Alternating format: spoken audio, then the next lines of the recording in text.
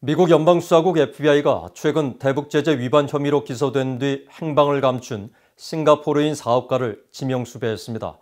최근 몇 년간 대북제재 위반자 등에 대한 미국 법무부의 조치가 형사와 민사소송 외에 벌금 부과 등 여러 방식으로 강화하고 있다는 평가입니다. 함지아 기자입니다. 미국 연방수사국 FBI가 최근 대북제재 위반 혐의로 검찰에 기소된 싱가포르인 궈기생 씨에 대한 수배 전단지를 공개했습니다. 이 수배 전단지에는 생년월일과 키, 몸무게 등 신상 정보와 함께 궈 씨의 사진 2장이 실렸습니다. FBI는 궈 씨의 혐의를 요약한 부분에서 그가 북한과 사업을 하고 제재 대상 서비스를 북한에 제공해 미국의 국제 긴급 경제 권한법 등을 위반한 혐의로 수배됐다면서 궈 씨의 행위는 북한의 핵 확산 프로그램을 가능하게 했다고 적시했습니다.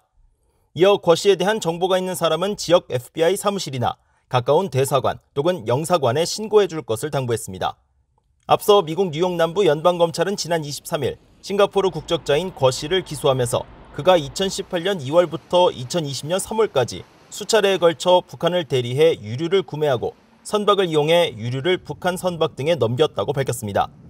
특히 궈 씨는 익명의 인물 등과 공모해 중국에 등록된 위장 회사를 이용하는 방식으로 2,734톤급 유조선 커리저스호를 구매해 북한 선박에 환적을 하거나 직접 유류를 북한으로 운송했습니다. 검찰은 궈 씨에 대한 형사 기소와 별도로 커리저스호에 대한 민사 몰수 소송도 이날 함께 제기했습니다. 커리저스호는 현재 캄보디아 당국에 억류돼 있으며 미국 정부의 요청에 따라 운항이 중지된 상태인 것으로 알려졌습니다. 미국 검찰은 이처럼 최근 형사와 민사 등 여러 법적 조치를 통해 대북제재 위반자들에 대한 적극적인 대응에 나서고 있습니다. 지난달 22일에는 2019년 미국 법원에 기소돼 말레이시아에서 체포됐던 북한 사업가 문철명이 미국에 공식 인도됐고, 지난 2월에는 박진혁을 비롯한 북한 해커 3명에 대한 기소장이 미국 법원에 제출됐습니다.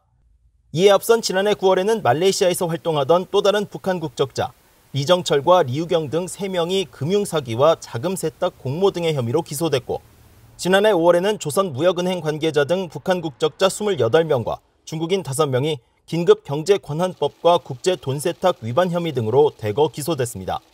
또 북한 선박 커리저스호처럼 민사소송을 제기해 몰수를 추진 중인 대북제재 위반 자산 등도 10건 내외에 이르는 것으로 추산되며, 검찰이 대북제재 위반 기업에 대한 소송 대신 거액의 벌금을 부과하는 경우도 늘고 있습니다.